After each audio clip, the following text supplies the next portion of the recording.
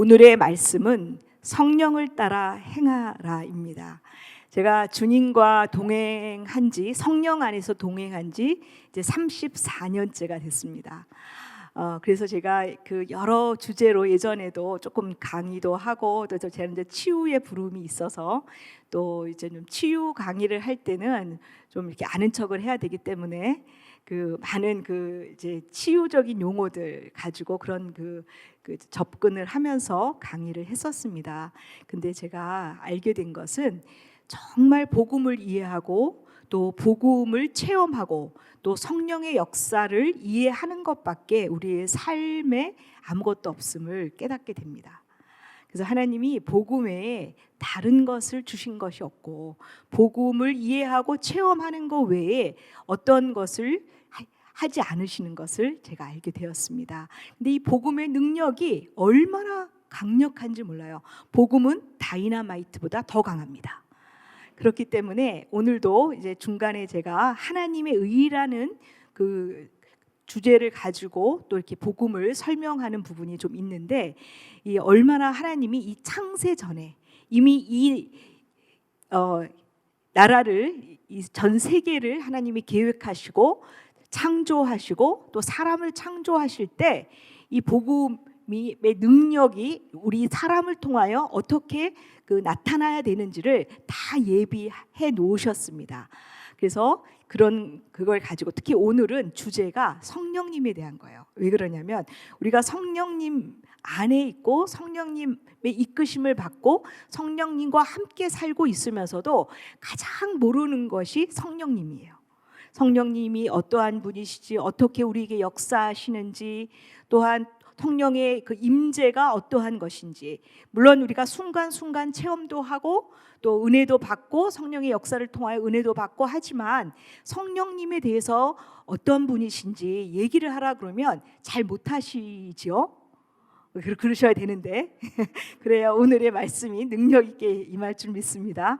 우리가 참 성령님에 대해서 참 이렇게 잘 이렇게 인식하지 못하고 또 성령님이 어떠한 분이신지를 알지 못하는, 그래서 오늘은 그 일부분을, 정말 일부분을 제가 말씀드림으로써 성령님, 하나님이 이 시대에 그 신약 예수 그리스도께서 이 땅에 오신 그 이후의 시대, 우리는 그 이후의 시대에 살고 있죠. 성령의 시대라고 우리가 얘기를 하는데, 어떻게 우리를 통하여 이 세상을 통치하고 다스리시는지, 성령님은 어떠하신 분인지, 그런 것을 오늘 주제를 가지고 나누도록 하겠습니다. 오늘 말씀에 갈라디아서 자막을 좀 계속 해주시고, 그 5장 16절의 말씀에 뭐라고 나왔냐면 성령을 따라 행하라고 말씀하고 계십니다. 성령을 따라 행하는 것. 근데 이제 물론 성령을 따라 행하고 사시고 계시죠? 네, 그런데 여기 계신 분 중에 또 이제 교회에 들어오게 오신 지, 예배드리고 하신 지 얼마 안 되시는 분도 있고, 성령을 따라 행하는 것이 어떤 삶인가 우리가 잘 모르시는 분들도 좀 있으실 것 같아요. 그렇죠? 성령을 따라 행하라. 그러면 육체의 욕망을 채우지 않게 된다고 얘기하고 계세요. 이 육체의 욕망이라고 했지만 물론 이 욕망 안에는요, 그냥 단지 우리가 뭐 좀 그 뭔가 하나님 뜻이 아닌 것을 욕망한다거나 일용할 양식 이상의 것을 뭔가 바란다거나 그런 의미도 포함되어 있지만, 이 육체의 욕망이라 하는 것은 죽은 옛자, 예수님을 영접하기 전에 예수님의 생명이 없던 옛자가 행하고 있는 모든 거예요. 그래서 그것이 지금 거듭난 우리에게도 영향을 주고 있는 부분이 있죠. 그렇죠? 우리가 온전하지 않죠.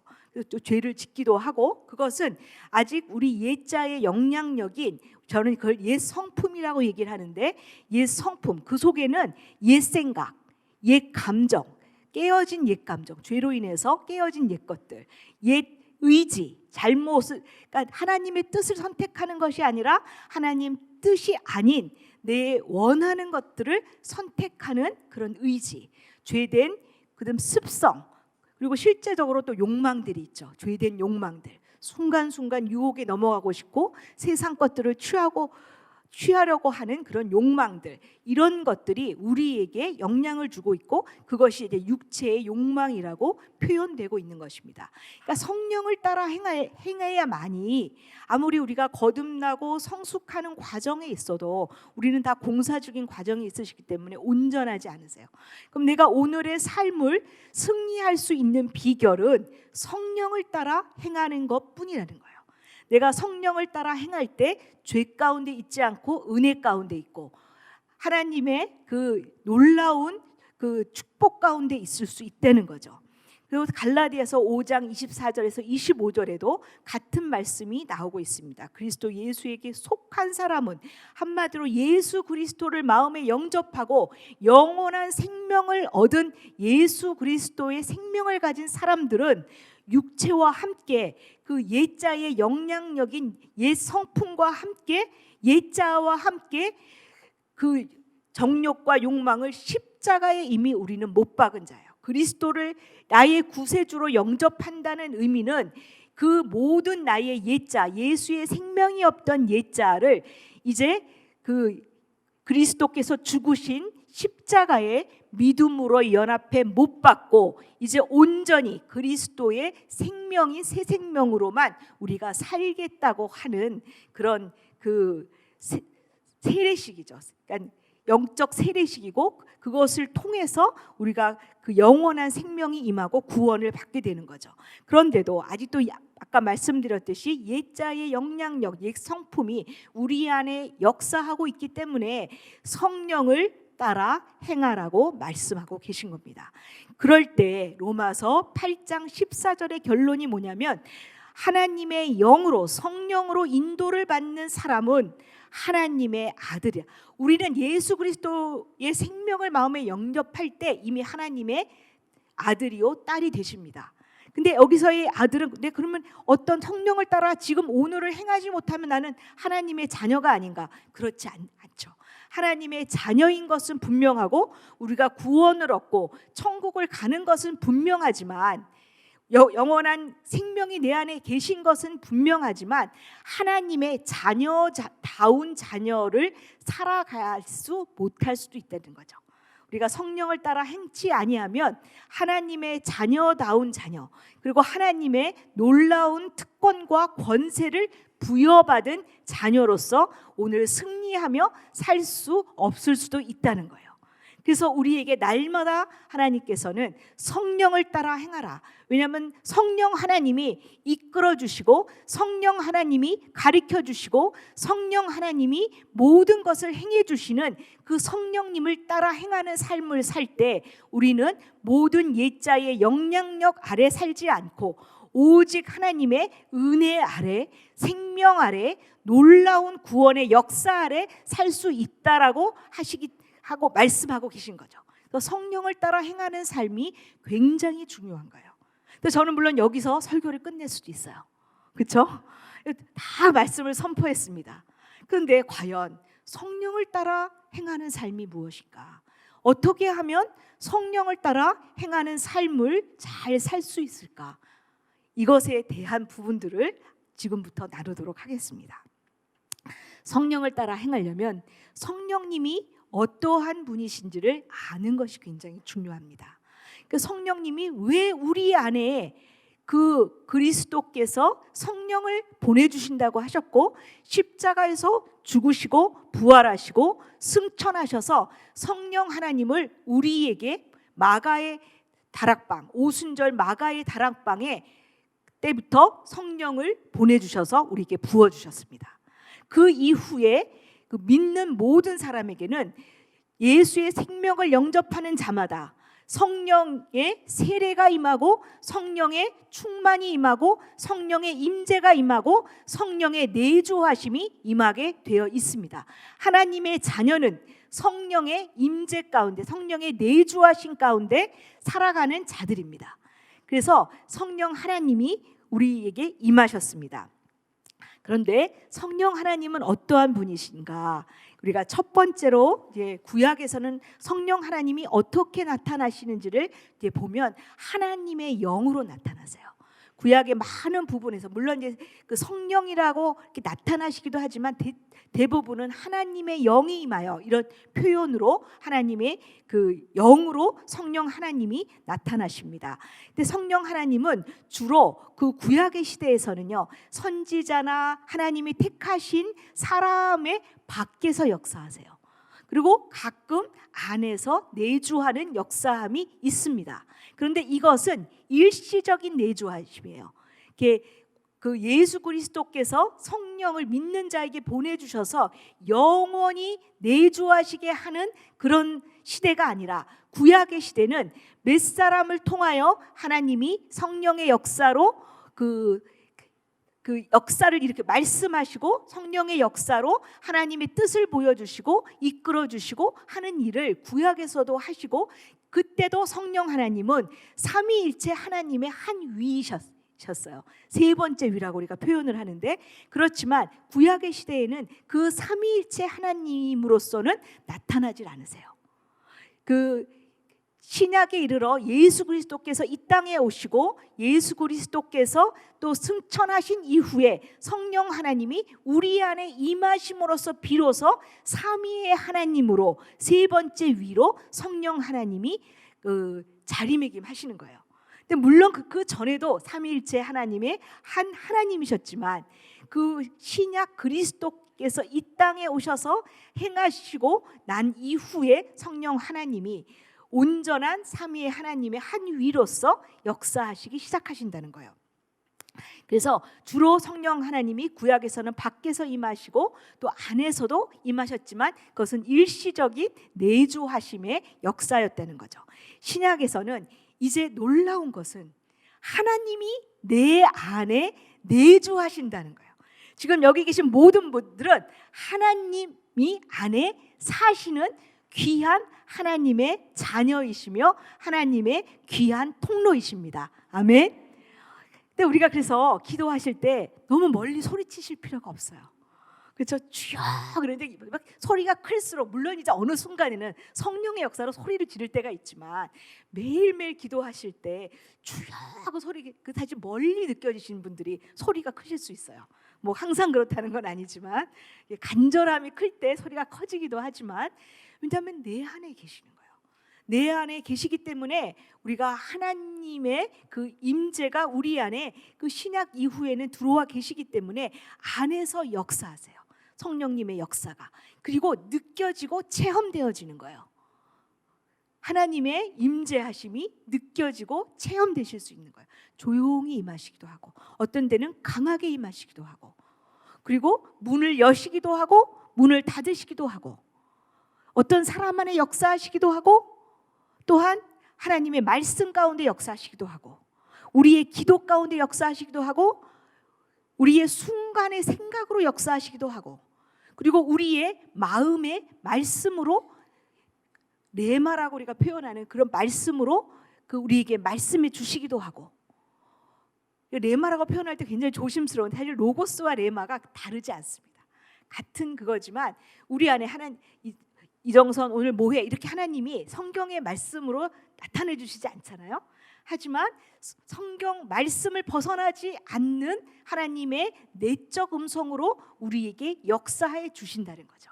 그래서 그런 역사로 우리 안에 이제 성령님이 역사해 주신다는 거예요.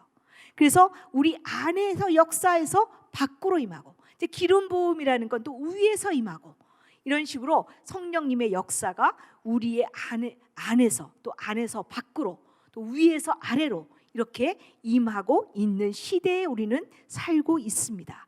그래서 구약에서는 하나님의 영이 내주하심을 갈망하는 그런 시기였어요.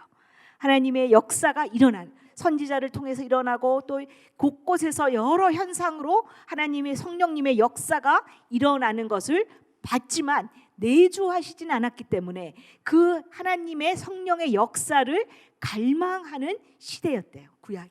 근데 너무나도 감사한 것은 그리스도께서 우리를 구원하시기 위해서 성육신 하셔서 우리의 동일한 몸을 입고 오셔서 또 우리를 대신하여 십자가에서 죽으시고 부활하시고 승천하셔서 이제 성령 하나님을 우리 안에 보내주셔서 이제 모든 것을 깨닫게 해주시는 놀라운 역사 가운데 우리가 살아가고 있다는 것이 얼마나 큰 은혜인지 모르겠어요. 성령 하나님은 너무나도 감사해요. 저처럼 미련하고 어두운 자에게도 말씀의 빛을 통하여 말씀하여 주시고 깨닫게 하여 주시고 죄가 무엇인지 의로움이 무엇인지 그리고 하나님이 성부 하나님이 어떠한 분이신지 성자 하나님이 어떠한 분이신지 성령 하나님이 어떠한 분이신지 하나님의 뜻이 무엇인지 그리고 이 세상에 어떻게 역사하고 계신지를 우리에게 가르쳐 주시고 계신 분이십니다. 그러니까 생각나는 하나 그게 있어요. 제가 요번에 미국 대통령이 될 때 지금 대통령 이름이 뭐죠? 갑자기 생각이 안 나는데 네, 바이든 대통령이 사실은 뭐 많은 분들이 크리스찬들 중에 그 전에 그 대통령을 되기를 원하고 기도하는 분들도 많이 있으셨는데 그 투표를 하기 2, 3일 전인가 3일 전인가에 이렇게 제가 주방 쪽에서 딱 뭐 하다가 나오는데 바이든 그러시는 거예요. 그래서 제가 사실 기도했었거든요. 미국이 중요하잖아요. 얼마나 그 영향력이 있는 나라고 또 하나님 안에서도 굉장히 영향력이 있는 나라이기 때문에 누구를 뽑게 기도할까요? 이렇게 기도를 했었는데 하나님이 순간 스치는데 바이든 그러는 거예요. 근데 저도 바이든 대통령 별로 안 좋았거든요. 그분이 여러 그 문제가 또 있다는 거를 영적으로는 알기 때문에. 근데 하나님이 또 그렇게 그 분을 통하여 또 뭔가 미국에서 이루고 계신다고 믿습니다. 지금 투표와 저희가 그런 시기라 굉장히 고민이 많으시잖아요. 그렇죠? 어떻게 정말 하나님의 자녀로 성령 안에서 우리가 나라를 위해서 기도할 때 어떻게 기도할까? 그래서 하나님은 어떤 상황에서도 역사하실 수 있는 분이심을 믿습니다. 그래서 온전히 하나님의 뜻이 이 땅 가운데 이루어질 것을 기도하며 그 하나님의 뜻을 이룰 수 있는, 물론 크리스찬이고 정말 훌륭하시고 이런 분이 되면 너무 좋겠죠. 그런데 그렇지 않을 수도 있다는 우리의 답답함이 있습니다. 뉴스를 볼 때마다 너무 어려움이 있지만 그 가운데도 역사하실 하나님을 기대하셔야 됩니다. 어떤 암울한 상황에도 하나님은 이 구약 신약의 말씀을 보다 시대가 좋은 때가 별로 없었어요. 시대가 좋은 때가 별로 없었지만 하나님은 그 속에서도 하나님의 사람을 통하여 역사하시고 지금까지도 역사에 오고 계신 살아계신 하나님을 믿으십시오. 그래서 그 하나님을 믿고 우리가 성령의 역사를 기대할 때 하나님은 우리를 통하여, 우리의 기도를 통하여, 우리의 삶을 통하여, 우리의 통로되는 그런 역사를 통하여 이루실 줄로 믿습니다. 그래서 이 신약에서는 우리가 내주하셨다는 것, 그래서 하나님의 내주하심이 성취되었다는 것이 놀라운 일입니다. 그래서 성령님은 이 모든 것을 우리에게 성취하시고 우리에게 안에서 역사하고 계시다는 거예요. 성령님이 주시는 이중적인 축복이 있습니다. 성령님이 우리 안에 어떠한 일을 행하셨냐면 이미 다 여기 계신 많은 다수의 분들에게는 행하신 일이에요. 예수 그리스도를 마음에 영접하게 하시고 예수의 생명이 없던 죽은 자였던, 영으로 죽고 죽어가고 있던 우리의 영혼 육에 그 예수의 생명을 주셔서 우리의 영이 거듭나게 하는 놀라운 일을 행하신 분이 성령님이십니다. 이것이 축복의 하나입니다. 성령님이 우리에게 예수의 생명을 인식하게 하시고 예수의 생명을 받아들이게 하시고 예수의 생명으로 두 번째 태어나게 하시는 놀라운 일을 우리 안에 행하십니다. 그러면 예수의 생명이 우리 안에 임하게 되는데 그 성령님이 두 번째의 축복은 우리가 성전이 되게 하신다는 거예요. 이제 성전의 텐트에서부터 우리가 그 지어진 성전에서부터 많은 성전의 형태가 있었습니다. 근데 그 이후에 그 성전에서 예배하던 자들이 이제는 더 이상은 이런 물론 우리가 예배를 위해서 이렇게 모이고 공간이 필요한 것은 맞지만 하나님이 임하시는 의미의 성전, 그 성전이 이제 우리 안에 마련되었다는 거예요. 성령의 역사로 말미암아 그 예수의 생명이 우리 안에 임하고, 그리고 우리가 성전이 되어서 이제 성령 하나님을 통하여 삼위의 하나님이 우리 안에 임해 계시다는 거예요. 할렐루야. 진짜 놀랄 일이에요. 우리가 주님이 내주하시고 우리가 성전이, 저는 깨끗하지 않은 면도 있고 죄도 아직도 짓고 있고 주님과 더불어 죄를 짓고 계신 거죠. 그래서 저는 가끔씩 더불어 죄를 지으면서 죄송한 마음과 얘기를 합니다. 하나님, 이거는 아직 습관이 잘리질 않았습니다. 더불어 죄를 짓기도 합니다. 그래서 주님께서 앞으로 십자가에서 이것을 처리해 주실 줄 믿습니다. 네, 그렇게 우리가 성전이는 주님이 거하시는 성전이 되었다는 것, 이것이 성령님이 우리에게 행하시는 두 가지의 축복입니다. 첫 번째, 다시 말씀드리면 예수 그리스도의 생명을 얻게 해서 그 생명이 우리 안에 임하게 하시고, 우리가 두 번째, 거듭나게 하셔서, 영으로 거듭나게 하셔서 우리에게 놀라운 생명을 주신다는 역사, 그리고 우리가 성전이 되게 하셔서 성령 하나님이 임하시고 삼위의 하나님이 임하셔서 온전히 하나님의 전이 되게 하신다는 이중적인 축복을 이루시는 분이 성령 하나님이시라는 거예요. 우리의 영과 하나님의 영은 구별됩니다. 우리의 영은 우리의 영이에요. 거듭나서 이제 죽었던 영이 이제 거듭나서 살아있는 영이 새로운 영이 된 거예요. 새 영이라고 보통 표현하는 것은 스몰 S를 쓰는 스피릿이라고 하는 우리의 영을 얘기합니다. 그래서 요한복음 3장 6절 자막을 보면 육체에서 난 것은 육체이고 성령으로 난 것은 영이라고 해서 여기서 성령으로 난 것은 영이라는 이 영은 우리의 영이에요. 성령님은 우리를 낳으신 분이에요. 그렇죠? 그리고 우리의 영은 성령님에 의해서 태어나게 된다는 거예요. 그래서 하나님의 영과 우리의 영은 다르다는 거죠. 그래서 구별이 필요한 거예요. 그리고 성령의 내주하심이 우리가 이제 거듭날 뿐만 아니라, 이게 이제 이중적인 역사죠. 거듭날 뿐만 아니라 이제 성령님이 내주하시는 성령의 전이 되었다는 거죠. 이것은 성령의 세례가, 우리가 성령의 내주하심이라고 하는 것은 보통 예수 그리스도를 마음에 영접한 정도의 상태를 얘기하는 게 아니에요. 성령님께 사로잡힌 정도. 그러니까 우리가 성령님이 처음에 우리 안에 오시면요, 너무 우리 안이 지저분한데 문간방을 드리는 경우가 많아요.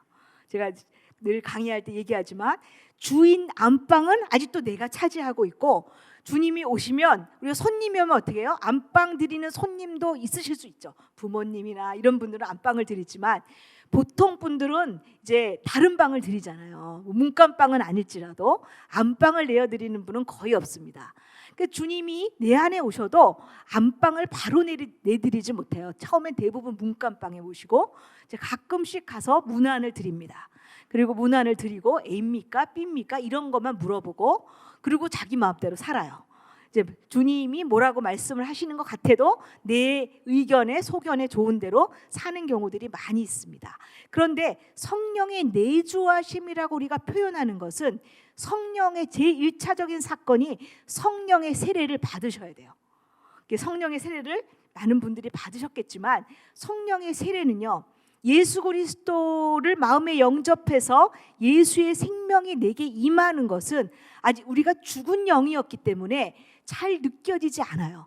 하지만 우리가 정말, 그것도 성령의 역사인데, 예수 그리스도를 마음의 구주로 영접하는 것도 이게 쉬운 일이 아니에요. 저는 거의 10년 걸렸어요. 10년. 이렇게 예배를 드리고 그랬는데 그게 그렇게 쉽지 않더라고요. 제가 사형리로 어느 이제 그 집사님이 예수님을 영접하게 해주셨는데, 목사님 내외분을 모시고 와서, 근데 제가 4시간 걸렸어요. 그러니까 진짜 제가 교회 나가서 교회 문턱을 드나들고 예수님을 영접하기까지 딱 9년 걸렸어요. 9년. 그렇게 쉬운 작업이 아니에요. 그것도 놀라운 성령의 역사가 있지 않으면 안 되는 일이지만 예수의 생명이 내 안에 임해도 성령의 세례를 받지 않으면 성령의 내주하심을 경험하실 수 없어요. 그래서 성령의 세례라는 것은 문간방에 계시던 주님을 이제 안방으로 모시는 일이에요. 이것은 예수 그리스도께서 성령을 보내셔서 우리 안에 우리가 임하시는데 그 성령의 세례로 온전히 예수 그리스도께서 나의 주인이 되시고 삼위의 하나님이 나의 주인이 되시는 사건이에요. 그렇기 때문에 우리가 체험할 수 있어요. 십자가 사건은 모든 믿지 않는 죄인들을 위한 사건이지만 성령의 세례, 성령의 내주하심은 믿는 자들을 위한 하나님의 계획이세요. 그래서 성령님이 이제 문간방에서 안방으로 모셔가는 그런 일들이 성령의 체험이 있어요. 대부분은 체험하시게 돼요. 느끼시게 돼요. 아시게 돼요. 인식하시게 돼요. 그래서 우리가 임신을 하면 이제 처음에는 모르잖아요. 근데 생명이 있으면 잘하게 돼 있죠. 임신을 하면 가짜 임신이 아닌 이상은 임신을 하면 생명이 자라게 돼 있는데 예수 그리스도의 생명이 우리 안에 임하면 자라게 되어서 이제 우리가 인식하게 되고 이제 안방을 내어주는 게 내가 주인이 아니었구나. 여태까지 내가 주인인 줄 알았는데 이제 보니 내가 주인이 아니라 하나님이 내 삶의 온전한 주인이셨구나를 깨달으면서 성령의 세례로 받게 됩니다. 그래서 예수 그리스도를 체험하고 또 내가 주인이 아닌 것을 깨닫게 될 때, 정말 그것을 영으로 깨닫게 될 때 성령의 세례가 우리 안에 임하게 됩니다. 성령의 세례가 임하면 시작으로 성령의 내주하심, 성령의 충만함의 역사를 경험하게 되는데 이것은 업다운이 있죠. 그렇죠?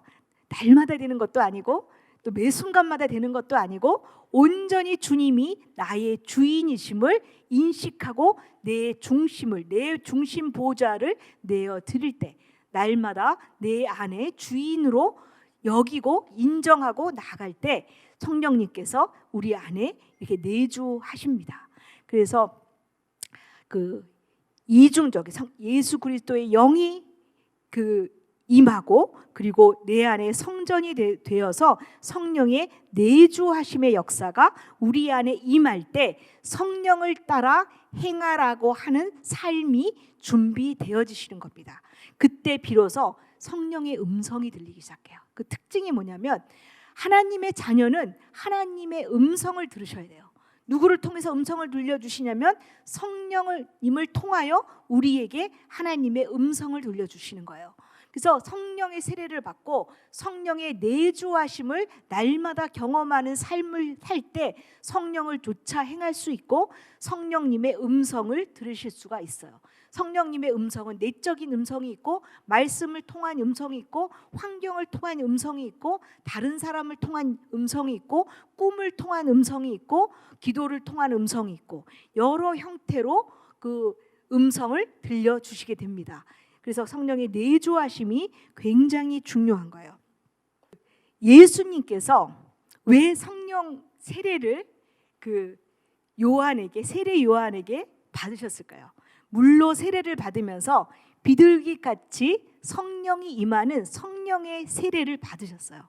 왜냐하면 예수님은 그러실 필요가 없으신 분이었는데 예수 그리스도께서 바로 우리에게 성령 세례를 주시는 분이 되시려고 뭐라고 되어 있냐면 요한복음 1장 33절 자막에 준비되어 있죠. 뭐라고 되어 있냐면 나도 그분인 줄 알지 못했습니다. 그러나 물로 세례를 주라고 나를 보내신 분이 어떤 사람에게 성령이 내려와 머무는 것을 내가 보게 되면 그가 바로 성령으로 세례를 줄 분임을 알라. 누가 성령으로 세례를 주시는 분이에요? 예수 그리스도께서 성령으로 우리에게 세례를 주시는 분이시라는 거예요. 그 일을 이루시기 위해서 예수 그리스도께서 세례 요한에게 물로 세례를 받으시며 성령의 세례를 받으셨던 거예요. 근데 그것은 굉장히 중요한 일입니다. 왜냐하면 우리가 성령의 세례를 그리스도께서 받으셨다는 의미가 뭐냐면 이 땅에 그리스도께서 오신 이후에야만 성령으로 우리가 세례를 받을 수 있다는 의미고, 예수 그리스도만이 우리에게 성령을 주실 수 있다는 의미이기 때문입니다. 그래서 성령 세례의 중요한 그 영적 그 공적들이 왜 성령 세례를 꼭 받아야 되냐? 참된 그리스도인의 삶, 승리하는 그리스도인의 삶을 살려면요, 반드시 성령 세례를 받아야 돼요. 성령 세례를 받지 않고, 한마디로 온전히 주님이 나의 주인이 되시지 않고 제대로 된 그리스도인의 삶을 살 수가 없어요. 그리스도인이 됐다는 것은 이제 내가 없다는 거예요. 예수의 생명이 없던 나의 옛자는 장사되었어요. 무덤에 그 땅을 파고 묻고 관을 묻고 거기다가 흙을 다 부어서 이제는 내 생각, 내 의지, 내 것으로는 살 수 없는 사람이 되었다는 거예요.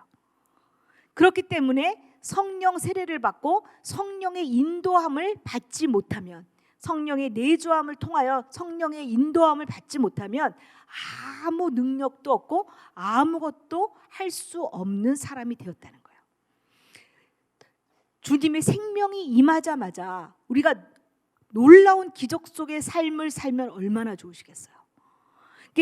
영적 갓난아기 시절에는요, 하나님이 많이 해주시더라고요. 기저귀도 갈아주시고 젖도 먹여주시고, 그때는요 뭐 세상에 자기 혼자 은혜 받고 생명이 혼자 있으신 것처럼 펄떡펄떡 뛰세요. 근데 조금 지나면 뭐냐, 고난이 찾아와요. 예, 광야 시대가 되세요. 광야 시대가. 이게 요단강의 홍해를 넘으면 광야가 기다리고 있는 거예요. 이 광야는 굉장히 좋은 그 기간이에요. 광야의 시절은. 왜 그러냐면 옛자를 죽이는 시절이에요. 옛자의 영향력을 십자가에 못 박는 기간이에요. 그래서 광야를 거치지 않으면, 우리가 이제 남자들은 군대를 보내야 된다 그러잖아요. 우리 얘기할 때 저도 우리 아들이 좀 약한 데가 있어. 군대를 어떻게 피하나? 그러면 우리 목사님은 군대를 반드시 보내야 된다고 그래요. 그 왜 그래요? 고난 받는 데잖아요. 그래야 사람이 된다고 생각하는 거예요. 주님 안에서도 그래요. 우리가 축복만 받고서는 하나님의 자녀다운 자녀가 되지 못하더라고요. 우리가 언제 정말 성령으로 충만함과 성령의 내주하심이 강하게 나타나느냐? 우리가 언제 하나님께 기도하세요? 힘들 때 기도하시죠. 기쁠 때는 땡큐 하나님 이렇게 하는 정도면 굉장히 훌륭하신 자녀예요. 근데 하나님 잊어버리는 분도 많아요. 축복받으시고. 그런데 고난받으면 처음에 본인이 막 자기 의지로 뭘 하시다가 나중에 하나님을 아는 분은요, 하나님께 무릎 꿇어요. 하나님께 손 들어요. 그리고 오시는 거예요. 내가 왜 이렇게 살았노 하면서 하나님 천부여 의지 없어서 이제 죽게로 옵니다 하고 무릎 꿇고 오시는 거예요. 그때 비로소 성령의 충만함을 경험하게 되시는 거예요. 옛자의 영향력들이 십자가에서 끊어지게 되어 있는 거예요. 그래서 하나님은 이렇게 성령의 세례로 임하시고, 또한 우리가 성령의 충만을 덧입게 하셔서 승리하는 삶을 살게 성령의 세례로 임해 주신다는 거예요.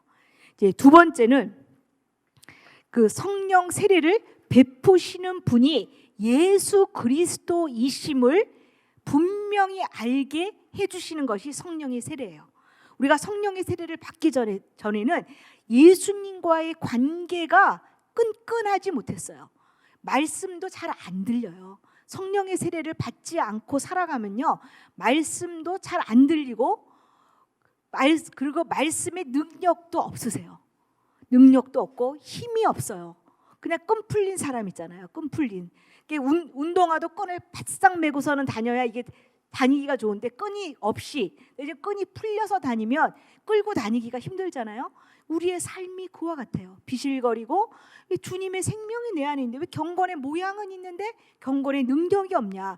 성령의 세례와 성령의 내주하심, 성령의 충만이 우리 안에 역사하지 못하시기 때문이에요.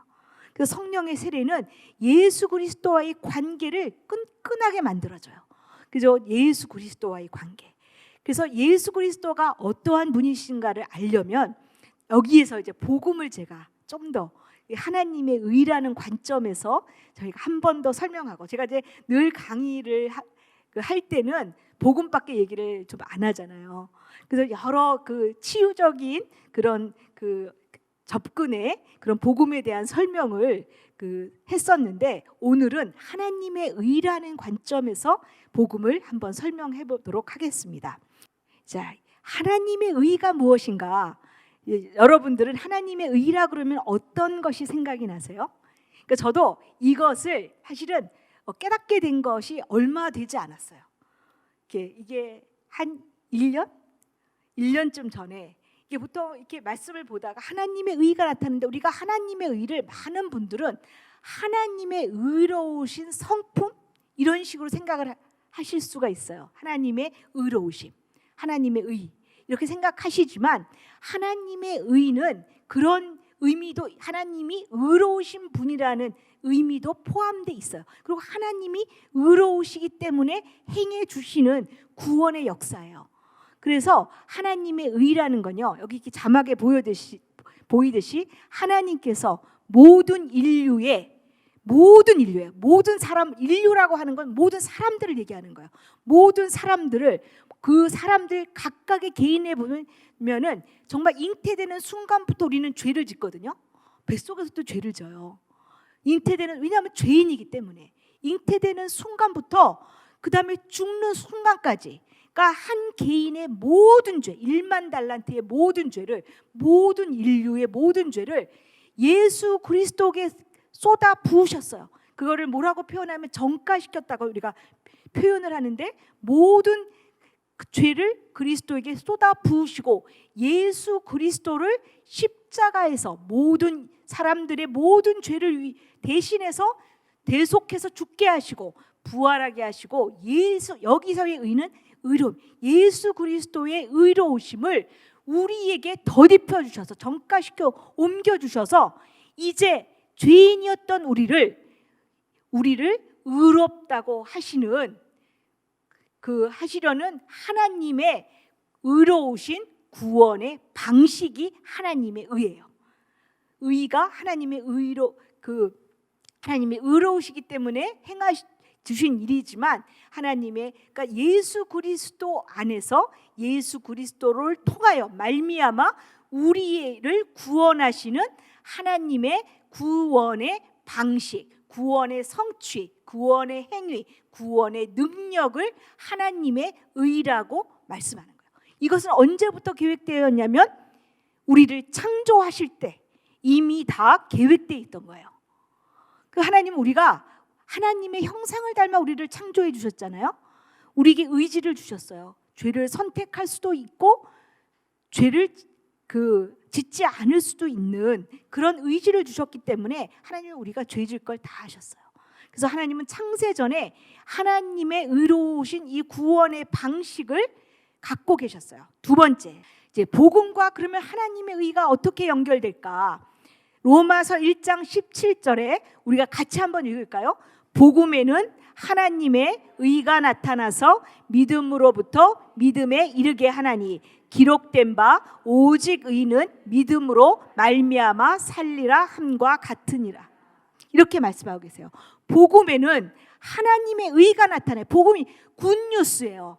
좋은 소식이에요. 좋은 소식이 왔는데 하나님이 계획하신 구원의 그거 나타난 거예요. 구원의 방식이 나타난 것이 하나님의 의인데, 누구를 통하여 나타나냐면 예수 그리스도를 통하여 이 땅 가운데 나타난 거예요. 하나님의 의는 이제 그리스도를 통하여 이 땅 가운데 나타난 거예요. 그래서 이 하나님의 의가 이 땅 가운데 나타난 것이 굿뉴스예요. 그러니까 예수님이 이 땅에 오셔서 우리를 구원하기 위해서 이 땅에 오셨다. 오셨을 뿐만 아니라 십자가에서 죽으시고 부활하시고 승천하시고, 그리고 모든 사람들을 그런 예수 그리스도를 믿는 모든 사람들을 구원하신다는 것이 그 복음이고 복된 소식이잖아요. 그래서 하나님의 의가 이 땅 가운데 나타나는 것이 복음이라는 거예요. 예수 그리스도가 이 땅에 오시면서 하나님 나라가 우리 안에 임한 거예요. 그 예수 그리스도를 통하여 하나님 나라가 이 땅 가운데, 하나님이 이제 보여지기 시작한, 이 땅 가운데 하나님이 임재하시기 시작한 거예요. 그리고 하나님의 의를 이 땅 가운데 선포하고 이루셨어요. 아멘. 그래서 복음을 다시 한번 정리하면 하나님의 의가 이 땅 가운데 나타나고 선포되어지고 이루어지기 시작했습니다. 하나님은 예수 그리스도를 사람의 형상대로 이 땅에 오게 하셔서 모든 인류의 모든 죄를 예수 그리스도께 쏟아부으시고 모든 인류 대신 예수 그리스도를 십자가에서 죽게 하시고 부활하게 하심으로 모든 인류의 모든 죄의 심판을 행하셨고 모든 죄의 문제를 해결하시면서 모든 죄인들을 죄에서부터 자유케 하셨어요. 죄에서뿐만 아니라 모든 죄로 인한 영향력에서부터 자유케 하셨어요. 그래서 십자가 그 PPT를 보여주시면, 제가 강의할 때 늘 쓰는 십자가 8번입니다. 죄뿐만 아니라 죄의 영향력까지, 죄와 영적 죽음과 육적 죽음과 사단의 세력과 세상의 세력과 율법과, 이제 죄가 없어지면 율법이 믿는 그리스도인에게, 믿지 않는 사람에게는 율법이 필요해요. 도덕이 필요해요. 세상의 기준의 어떤 법이 필요해요. 그렇지만 이제 예수 그리스도를 마음에 믿고 오직 새 생명으로 성령을 쫓아 사는 모든 사람들은 율법에 대해서 해방되었고 죽었습니다. 그래서 이제 율법에 대한 부분들도 다 해결해 주시고, 옛자와 예수의 생명이 없던 옛자와 그리고 옛자의 영향력인 옛 성품의 모든 상처까지, 이 죄로 인해서 파생된 깨어진 생각들, 굽어진 생각들, 깨어진 감정들, 잘못을 선택하는 의지들, 죄된 습관들, 모든 것들이 십자가에서 해결될 수 있다는 놀라운 복음을 우리에게 선포하신 겁니다. 이것은 하나님 측에서 다 이루어 주신 거예요. 왜? 우리가 이것은 자녀됨의 특권이에요. 이 복음의 놀라운 능력을 누리고 사는 것, 우리가 죄에, 사단에, 세상에 얽매이지 아니하고 율법에도 얽매이지 아니하고 이제는 생명의 성령의 법을 따라, 그게 뭐냐면 방식이에요. 이제 또 리스트, 조문의 것이 아니에요.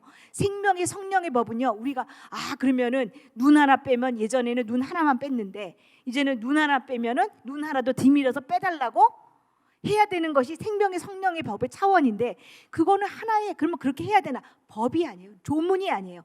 이젠 성령님이 내게 말씀해 주시는 거예요. 어떤 믿음이 연약한 자들에게는 그렇게 얘기 안 하세요. 믿음이 강한 자에게는 정말 그런 만큼의 오리를 가라 그러면 심리도 걸어가지고 원수도 사랑하고. 원수 사랑하실 수 있어요? 집에 원수 많으시잖아요. 그렇죠? 예, 옆에 자는 원수부터 시작해서, 그렇죠? 10대, 20대, 30대 원수들을 많이 또 내보내시고, 또 나가서도 원수잖아요. 그렇죠? 내보내도 원수예요. 그래서 그런 많은 원수들을 사랑하라고 하시는데, 그 원수들을 어떻게 우리가 사랑하는 능력이 우리 안에 없다는 거죠. 이미 십자가에서 주님은 놀라운 일을 이루셨고, 우리는 자녀로서 그런 것을 정말 누리고 살아야 되는데, 이 십자가에서의 모든 해결하신 모든 것에서 자유함을 누리고, 사단에도 묶이지 않고 어떤 공격에도 승리하고 세상에도 묶이지 않고, 세상이 두렵지 않아야 돼요. 세상의 이런 고난이나 어려움도 두렵지 않아야 돼요. 그럴 때 비로소 우리 안에서 성령님이 역사하셔서 모든 상황이 바뀌는 놀라운 역사가, 그 믿음을 가질 때 상황이 변하는 놀라운 역사가 여러분의 삶 속에서, 제 삶 속에서 임할 것을 믿습니다.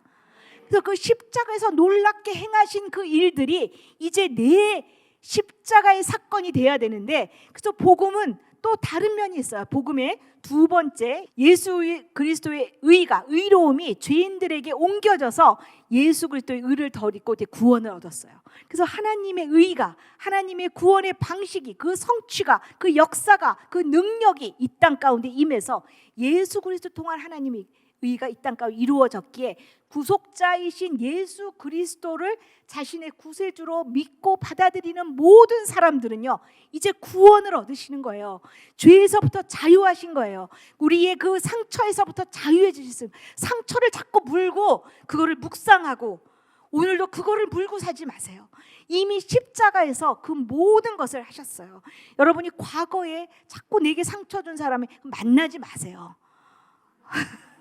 그거에 자꾸 그 사람을 보면 자꾸 시험에 든다고 만나지 마세요. 피해 다니세요. 1부 예배 오시면 3부 예배 오세요. 그러시면 돼요. 그거를 너무 보고 마주치고 묵상하지 마시고, 내가 영 안 되면 피하세요. 피하시고 거기서부터 자유함을 얻으셔야 돼요. 이 놀라운 구원의 능력을 체험하셔야 돼요. 그리고 PPT 5번을 보면요, 이제 이 모든 것이 십자가에서 이루어졌기에 그것을 누리는 삶이 되려면, 복음은 그리스도만이 죽으신 게 아니에요. 그 십자가에 우리도 죽었어요. 예수 그리스도를 마음에 영접하는 순간 나도 그리스도와 연합해서 믿음으로 죽었어요. 아멘. 확실히 죽어야 확실히 살아나요. 내가 왜 안 살아나냐? 예수 그리스도와 믿음으로 연합해 죽어야 돼요. 왜냐하면 내 십자가 하나 졌고 죽어야지 내 의지로 하면요, 절대 못 죽으세요. 이 교회에 왜 불편한 분들이 있어요. 죽으라 그러니까. 아니, 난 살려고 왔는데 죽으라고 그러니까. 근데 이건요, 믿음으로 죽는 거예요. 이미 죽으신 그 십자가, 그리스도 그 안에서 믿음으로 연합해 죽을 때, 믿음으로 연합해 부활의 생명을 얻고 그 생명으로 사실 수가 있는 거예요.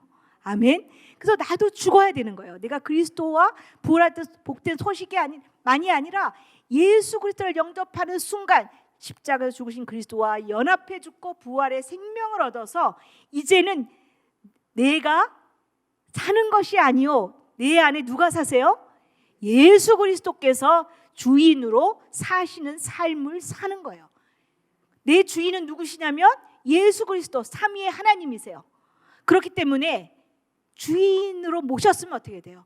순종하고 믿음의 순종으로 사시는 거예요. 내 마음대로 주님을 문간방에 모시고 다시 또 안방으로 차지하고, 주님을 안방에 모셨다가 문간방에 모셨다가 안방에 모셨다가 날마다 이렇게 사시는 것이 아니라, 이제는 온전히 날마다 주님을 안방에 모시고 내 마음의 중심 보좌에 모시고 물으시면서 순종하면서 이끌어 주시는 대로, 성령님이 이끌어 주시는 대로 나아가는 삶으로 살아가시는 거예요. 이것이 놀라운 복음의 능력입니다. 날마다 그리스도와 연합해 죽으셔야 돼요. 날마다 죽어야 돼요. 순간마다 죽어야 돼요. 과거를 처리하는 것도, 이거는 이제 치유죠.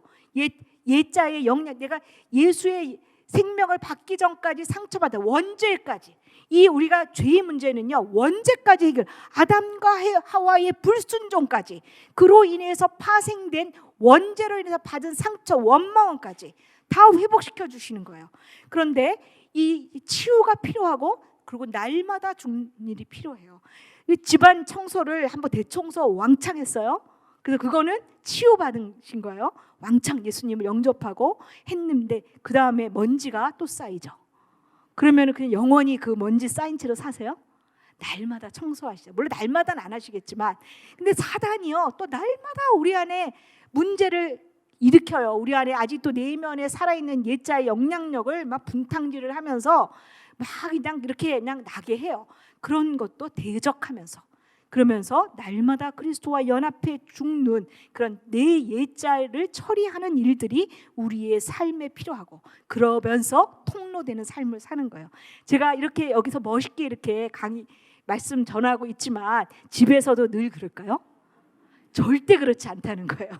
여러분이 위로가 되실 거예요. 저도 한 20년, 30년 주님 믿고, 제가 30몇 년 됐다 그러잖아요. 34년째인데 그러면요, 제가 되게 멋있어질 줄 알았어요. 근데요, 정말 사도 바울의 고백처럼 괴수 중에 괴수고, 여기 이제 뭐 더 저보다 연배가 높으신 언니들, 저보다 이렇게 어르신들 계신데, 제가 저도 이제 6학년이 좀 넘었거든요. 예, 그랬는데 제가 그러면 되게 멋있어지고 정말 충만하고, 다른 사람이 저만 보면 예수님이 딱 보이고 그럴 줄 알았어요. 근데 전혀 안 그래요. 제가 말 안 하면요, 가서 이렇게 뭐 어디 가서 얘기 안 하면요, 저 예수님 믿는 사람인지 잘 모르시더라고. 이렇게 딱 드러나야 되는데, 근데 제 생각은 그럴 줄 알았는데, 근데 그게 왜 그러냐면 더 나이가 들수록 내 안에 있는 죄악된 거, 더 깊이 있던 거 날마다 드러나는 거예요. 내가 얼마나 죄인인지, 내가 얼마나 형편없는지, 아주 그냥 좌절이 아니라 절망하고요, 너무 힘들어요, 어떤 때. 그런데 감사한 것은요, 주님이 이런 나를 위해 죽으셨잖아요. 주님이 감사한 것은 내 안에 계시잖아요. 주님이 날마다 나를 붙잡고 인도해 주시잖아요. 그래서 얼마나 그게 감사한지 모르겠어요. 그래서 정말 이 복음의 놀라운 역사를 이루시는 분은 삼위일체 하나님이시라는 것이 놀라운 것 같아요. 다시 이거로 돌아가서, 강의 들으신 분은 다 기억나시죠? 이제 이 상태로 사는 거예요. 그리스도와 연합해 죽은 being in Christ, 오직 주님이 주인 되시는 삶, 이거를 하면서 주님과 함께 doing하고 having하는 거예요. doing은 이해되는데 having은 뭐 하는 거냐? 그러니까 주님과 함께 움직여서 마리아이면서 마르다가 되는 거죠. 마리아이면서 마르다가 되고, having은 뭐냐면 쌓는 거, 지식도 쌓고, 우리가 지식을 쌓아야 되잖아요. 재물도 쌓고. 그런데 주님과 함께 할 때 반석 위에 쌓아야 되는 거, 반석 위에. 주님이 내 안에서 행하시면서 반석 위에 쌓는 건요, 견고해요. 무너지지 않아요. 그런데 주님이 내 안에서 온전히 주인 되셔서 쌓지 않는 모든 것은요, 다 바람 불면 무너지게 되어 있어요. 여러분들 쌓고 사세요. 노후 대책도 하셔야 되잖아요. 쌓고 사시는 건 건강한 거예요. 하나님이 일용할 양식을 풍성해 주세요. 그것보다 넘치게 주세요. 근데 그런 것을 하나님이 못하게 하시지 않아요. 하지만 being in Christ의 상태에서 주의 생명으로 행하고 쌓으라고 말씀하고 계시는 거예요. 아멘. 이제 이것이 놀라운 복음입니다. 하나님 우리를 자유케 하시는 거예요. 우리를 얽매이시는 거는, 우리가 옛자를 죽게 하기 위해서 우리를 잡으시는 거예요. 우리에게 고난을 주시기도 하시는 거예요. 우리를 책망하기도 하시는 거예요.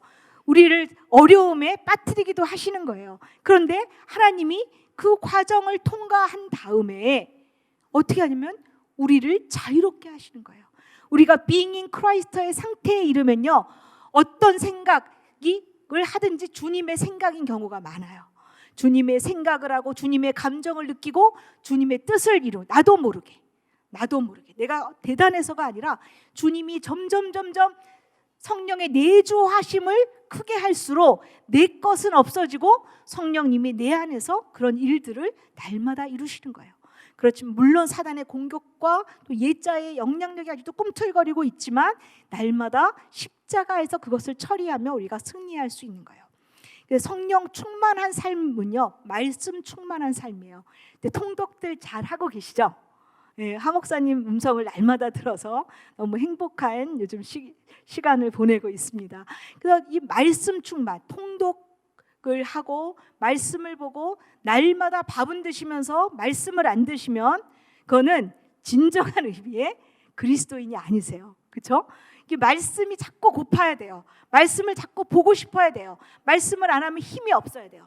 말씀을 안 먹는데도 힘이 펄쩍펄쩍 난다. 그거는 아직 성령 안에 계시지 않은 거예요. 그것은 아직 내 힘으로 뭔가를 하고 계신 거예요. 말씀 충만이 성령 충만이에요. 말씀 속에서 역사하세요. 성령님은 말씀을 벗어나시지 않아요. 우리가 말씀과 성령은 분리되는 것이 아니에요. 성령으로 충만하다는 증거는요, 말씀이 자꾸 보고 싶은 거예요. 말씀을 자꾸 알고 싶은 거예요. 하나님을 알고 싶은 거예요. 성령 충만은 그런 현상으로 나타나요. 말씀과 성령은 분리될 수가 있는 게 아니에요.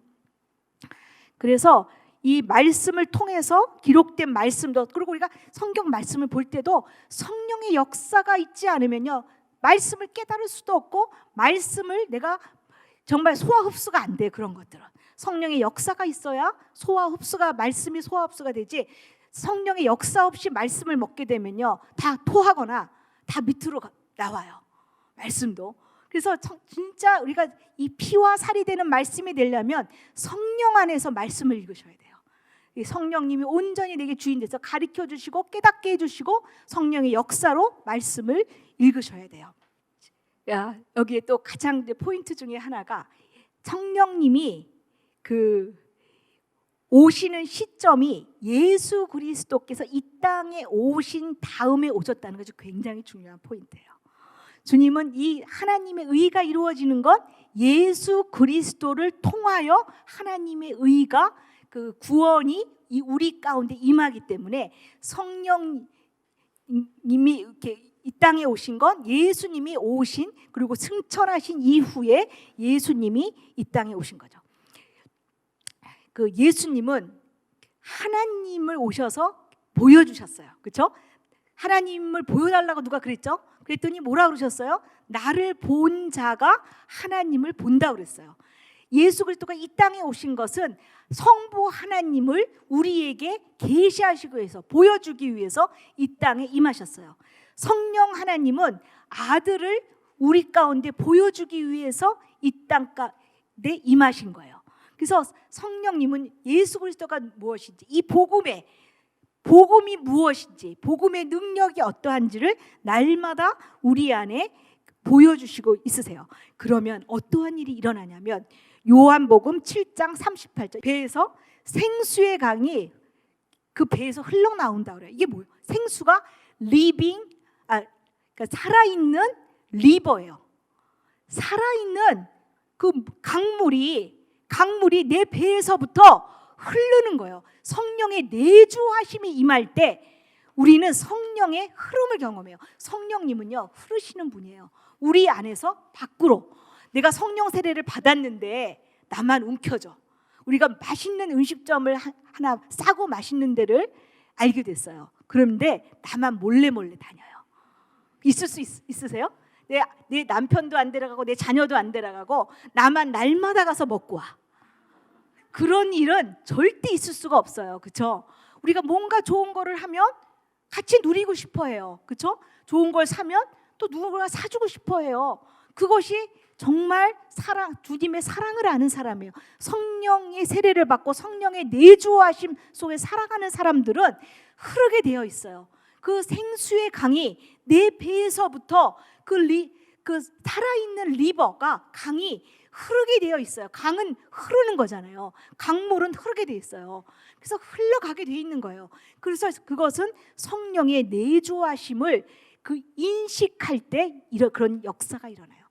생명은 흘러가고 우리가 자녀 양육의 베스트는 뭐냐면요. 저도 아직 프로세싱 중인 자녀가 있어요. 우리 여기 딸도 왔지만 우리 딸은 그래도 감사하게 정말 제가 안 키웠어요. 제가 왜 안 키웠냐면 우리 아들을 신경 쓰느냐고 딸은 키울 여력이 없었어요. 제가 이제 좀 나이 들어서 애를 낳는 통에 너무 힘들어서 우리 딸은 그냥 주님 알아서 키워주십시오 했는데 감사하게 어릴 때 주님을 만나서 근데 제가 한 거라고는 우리 딸한테 한 거는 그냥 제가 주님과 더불어 사니까 그냥 내 안에서 성령님의 역사로 그냥 흐르게 받은 그것이 넘쳐서 10대 말에 성령 세례 받고 또 하나님 지금 동행하는 삶, 음성을 들으며 동행하는 삶을 날마다 살고 있어요. 주님이 키워주신 거예요. 근데 우리 아들은 제가 키우려고 애썼어요. 아주 날마다 이렇게 묵상하며 기도하며 선포하며 그렇게 했는데 물론 그래도 어느 부분은 잘 컸어요. 근데 아직 하나님으로 쑥 들어오질 못했어요.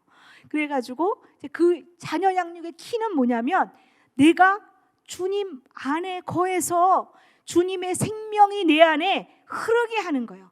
배에서 생수의 강이 흐르듯이 그 생명의 강이 흐르게 하는 거예요. 그러면 거기에 젖어서 모든 것이 변화돼요. 모든 것이 생명력을 갖게 돼요. 그래서 성령의 내주하심이 얼마나 큰지 이제 이때 비로소 다시 요약해서 정리하면 우리가 예수 그리스도를 마음에 영접하고 그리고 주님의 생명이 우리 안에 임하는 놀라운 성령의 역사가 우리 안에 임해야 되고 그 다음에 임하는 것이 우리가 성령의 그릇이 돼. 성령의 세례를 받고 성령의 내주하심으로 온전히 삼위의 하나님의 성전이 되어야 돼요. 날마다. 그래서 주님이 주시는 새 생명으로 성령을 좇아 날마다 걸어갈 때 놀라운 하나님의 역사가 일어나서 하나님의 자녀됨의 놀라운 축복과 특권을 누리는 하나님의 자녀다운 자녀로 살아가실 수 있다는 거죠. 아멘. 그 축복이 여러분에게 다 주어졌어요. 십자가 사건을 통해 하나님의 의가 이 땅 가운데 이루어졌어요. 그래서 여러분이 믿음으로 입을 벌려서 그것을 받아들이시면 돼요. 그러면 여러분의 삶 속에서 정말 생명의 놀라운 역사가 흐르며 다른 사람을 변화시키며 내 삶을 풍요롭게 하며 놀라운 역사가 이루게 되실 줄 믿습니다.